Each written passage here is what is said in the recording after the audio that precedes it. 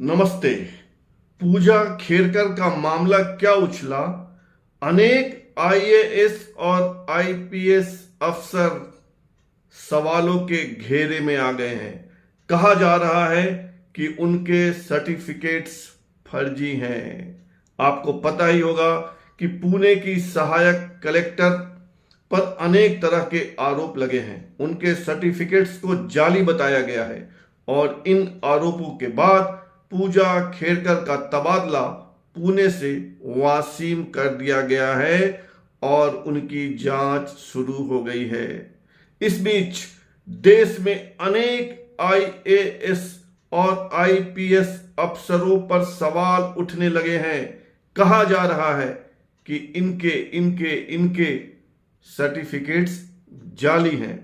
बात तो यहां तक आ गई है कि इन अफसर महोदय के सर्टिफिकेट्स जांच में जाली पाए गए हैं, फिर भी उन पर कार्रवाई नहीं हो रही है।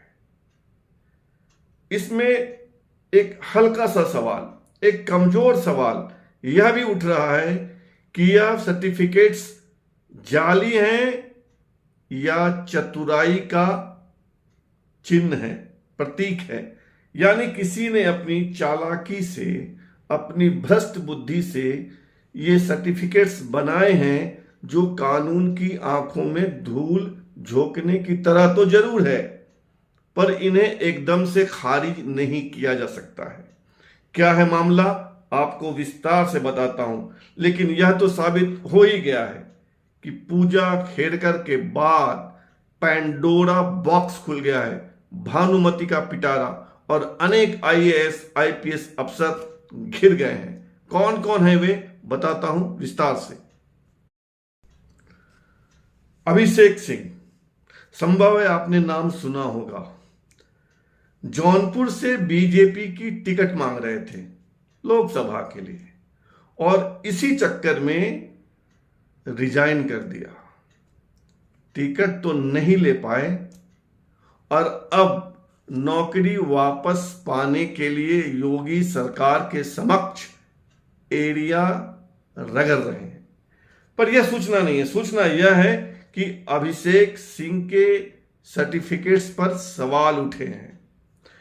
2011 बैच के आईएएस हैं अभिषेक सिंह। इनका ऑल इंडिया रैंक था 94 और इन्होंने दिव्यांगता या कहिए विकलांगता के सर्टिफिकेट लगाए थे। यानी आप कह सकते हैं कि इनका सिलेक्शन दिव्यांगता विकलांगता कोटे में हुआ था। 4% विकलांगता कोटा है और 40% तक यानी 40% तक विकलांगता मान्य है। अब कहा जा रहा है कि अभिषेक सिंह ने लोकोमोटिव डिसएबिलिटी यानी चलने फिरने में दिक्कत, इस तरह का विकलांगता प्रमाण पत्र लगाया था। सवाल यह है कि टीवी सीरियल्स, ओटीटी प्लेटफॉर्म, फिल्मों में काम करने वाला, यूट्यूब वीडियो बनाने वाला आदमी विकलांग हो सकता है क्या? आप फिल्म में काम कर रहे हो, दौड़ रहे हो, मारधार के सीन कर रहे हो और कह रहे हो कि मैं लोकोमोटिव डिसएबिलिटी का शिकार हूं, मुझे चलने फिरने में दिक्कत है। और आप जिम जा रहे हो, जिम में एक्सरसाइज कर रहे हो, हैवी एक्सरसाइज, तो प्रिय अभिषेक सिंह, आप लोकोमोटिव डिसएबिलिटी के शिकार कैसे हो गए? यानी आपका प्रमाण पत्र फर्जी है। लेकिन यहीं पर जो मैंने कहा कि चालाक बुद्धि, कानून नियमानुसार 40% तक डिसएबिलिटी मान्य है, तो क्या अभिषेक सिंह की डिसएबिलिटी 2% है, 5% है? यह जांच का विषय है, क्योंकि 2% डिसएबिलिटी हो तो आदमी वर्क कर लेता है, चल फिर लेता है, एक्सरसाइज कर भी लेगा। इसीलिए मैंने कहा कि यह पूर्णतः फर्जीवाड़ा है या कानून की आंखों में धूल झोंकने की तरह है। लेकिन सवाल सिर्फ अभिषेक सिंह का नहीं है, बहुतेरे लोग हैं जिनके बारे में मैं आपको एक एक कर बताऊंगा। और यह सोशल मीडिया पर ट्रेंड कर रहा है यह सवाल, इसको स्कैम कहा जा रहा है, यूपीएससी स्कैम। अभिषेक सिंह और अब आसिफ के यूसुफ आईएएस अधिकारी हैं। इनका कैडर है केरल, 2020 के आईएएस अधिकारी हैं, 2020 के बैच के। इनका प्रमाण पत्र फर्जी साबित हो गया है। जांचोपरांत, जांच के बाद आफ्टर एग्जामिनेशन इन्होंने NCL यानी नॉन क्रीमी लेयर का सर्टिफिकेट लगाया था, जिसके तहत ये आरक्षण 27% आरक्षण के कोटे में आ गए। शिकायत के बाद इनकी जांच हुई, पाया गया कि इनकी आमदनी सालाना 8 लाख से ज्यादा है। बावजूद इसके इन पर कार्रवाई नहीं हो रही है। केरल में वामपंथियों की सरकार है और मामला केंद्र और राज्य सरकार के बीच अटका हुआ है। यहां पर एक बात और कह दूं कि नियमानुसार जो आय सर्टिफिकेट होता है सालाना, वो माता और पिता का आय कैलकुलेट किया जाता है। तीसरा नाम बहुत चर्चा में है, वो है प्रियांशु खाती। ये 2021 बैच के आईएएस अधिकारी हैं और इनका कैडर है हिमाचल प्रदेश। इन पर भी वही सवाल है कि इनका विकलांगता सर्टिफिकेट फर्जी है। इन्होंने सर्टिफिकेट लगाया था कि ये ऑर्थोपेडिकली हैंडीकैप्ड हैं, ऑर्थोपेडिकली हैंडीकैप्ड यानी इनको हड्डी से संबंधित विकलांगता है। लेकिन सोशल मीडिया पे जब इनको देखेंगे आप एक्सरसाइज करते हुए, यूट्यूब पर वीडियो बनाते हुए, तो इनके सोशल मीडिया अकाउंट से यह कहीं नहीं लगता है कि यह आदमी हड्डी से संबंधित रोग का रोगी है। फुल्ली फिट, पूर्णतः फिट दिखते हैं ये। और जब विवाद उठा, जब इन पे सवाल उठने लगे, तो इन्होंने अपने सारे सोशल मीडिया अकाउंट बंद कर दिए हैं। किसने? प्रियांशु खाती ने, जो 2021 बैच के हिमाचल कैडर के आईएएस अधिकारी हैं। प्रियांशु खाती ही नहीं, यूसुफ ही नहीं, अभिषेक सिंह ही नहीं, लंबी सूची है और बताता हूं आपको। चौथा नाम जो ट्रेंड कर रहा है इस विवाद में, वह है अनु बेनीवाल। अनु बेनीवाल 2021 बैच की आईपीएस अधिकारी हैं। इनका जो कैडर है वो तो यूनियन टेरिटरीज है, लेकिन इन दोनों ये एमपी मध्य प्रदेश में कार्यरत हैं। कहा जा रहा है कि इनका जो सर्टिफिकेट है वही वीकर सेक्शन का आय प्रमाण पत्र वह फर्जी है। इन पे भी वही लगता है कि आमदनी 8 लाख सालाना से कम हो, तभी आप EWS इकोनॉमिकली वीकर सेक्शन वाले कोटे में आते हैं, जो 10% है। सवाल इसलिए उठा कि इनके पिता संजय बेनीवाल भी आईपीएस ऑफिसर थे, एक्स आईपीएस ऑफिसर थे।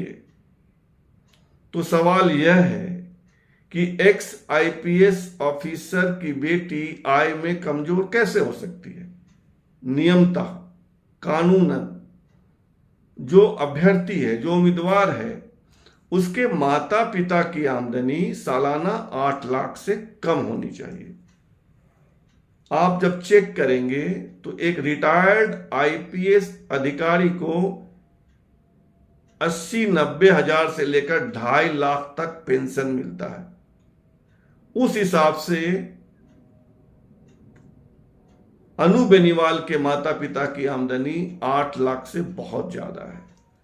फिर ये EWS कोटे में कैसे सिलेक्ट हो गई, यह विवाद का विषय है। इसके बाद निकिता खंडेलवाल, ये उत्तराखंड कैडर की आईएएस अधिकारी हैं, 2014 बैच की हैं, सामान्य कोटे से हैं। इन्होंने जो अपना विकलांगता सर्टिफिकेट लगाया है उसी कोटे से आई हैं, विकलांगता वाले से 4% है, हर कैटेगरी में 4% विकलांगता कोटा होता है। इन्होंने लगाया है विजुअली मतलब इनको देखने में दिक्कत है, लेकिन इनका एक फोटो वायरल हो रहा है जिसमें ये ड्राइविंग टेस्ट दे रही है बिना चश्मे के। जिसको देखने में दिक्कत हो बिना चश्मा कैसे रह सकता है, यह सवाल उठा है। तो क्या निकिता खंडेलवाल का विकलांगता, दिव्यांगता, डिसेबिलिटी सर्टिफिकेट जाली है? सवाल तो उठेगा, क्योंकि अगर आपको देखने में दिक्कत है तो चश्मा क्यों नहीं है? आप ड्राइविंग टेस्ट दे रही हो मैडम, मुझे देखने में दिक्कत है, चश्मा लगा रखा हूं। सवाल यही था कि क्या यह पूरी तरह फर्जीवाड़ा है या कानून की आंख में धूल झोंकने की तरह है? क्योंकि यूसुफ जो आईएएस अधिकारी हैं केरल कैडर के, उनके सर्टिफिकेट तो जाली करार दे दिए गए हैं कि उनका नॉन क्रीमी लेयर सर्टिफिकेट फर्जी है, उनके माता पिता की आमदनी 8 लाख से ज्यादा है। ऐसे और नाम हैं और ऐसे अनेक सवाल हैं जिसको लेकर आईएएस आईपीएस अधिकारियों पर सवाल उठ रहे हैं। अभी 2-4 नाम और बताता हूं। पूजा खेरकर का तो नाम आप सुन ही चुके हैं, आईएएस अधिकारी, अभी एकदम विवादों में है। पुणे में थी, विवाद के बाद तबादला वासिम हो गया है। 2023 बैच की आईएएस अधिकारी हैं। कहा गया है कि इनका विकलांगता सर्टिफिकेट जो है वो फर्जी है। इन्होंने भी लगाया है दृष्टिहीनता, कि उनको देखने में दिक्कत है, लेकिन वो तो ऑडी कार ड्राइव करके ऑफिस आती थी। जिसको देखने में दिक्कत हो वो बिना चश्मा के गाड़ी कैसे ड्राइव करेगा, गाड़ी कैसे चलाएगा, यह सवाल उठ रहा है। दूसरा, इनका एक और certificate NCL non creamy layer certificate को भी फर्जी बताया जा रहा है, क्योंकि इनके पिता ने अपने चुनावी हलफनामे में, जब वो चुनाव लड़ रहे थे रिटायरमेंट के बाद, उसमें जो विवरण दिया है उसमें कहा है कि उनकी संपत्ति 40 करोड़ है, जिसमें 110 एकड़ जमीन है, 7 फ्लैट है, 7 दुकान है, सोना है, चांदी है, विभिन्न कंपनियों के शेयर हैं। तो क्या 40 करोड़ की संपत्ति वाला आदमी साल के 8 लाख नहीं कमाता होगा? इसी को लेकर इनके NCL non creamy layer certificate और विकलांगता सर्टिफिकेट पर सवाल उठ रहा है। और भी नाम है। एक है लक्ष्मण तिवारी, छत्तीसगढ़ कैडर के आईएएस अधिकारी हैं। इनका तो अजब मामला है। ये पहले आईपीएस बने, उसके बाद इन्होंने ईडब्ल्यूएस सर्टिफिकेट लगाया, इकोनॉमिकली वीकर सेक्शन, और उसके बाद 2020 में ये आईएएस से आईपीएस से आईएएस बन गए। अब आप कहेंगे कि भाई आईपीएस आदमी है तो क्या उसकी तनख्वाह 8 लाख सालाना नहीं होगी? है, लेकिन नियमानुसार अभ्यर्थी कैंडिडेट के माता पिता की आय 8 लाख से ज्यादा नहीं होनी चाहिए। तो इन्होंने वही कानून की इसी कमजोरी का फायदा उठाया और ईडब्ल्यूएस सर्टिफिकेट लगाकर आईपीएस से आईएएस हो गए।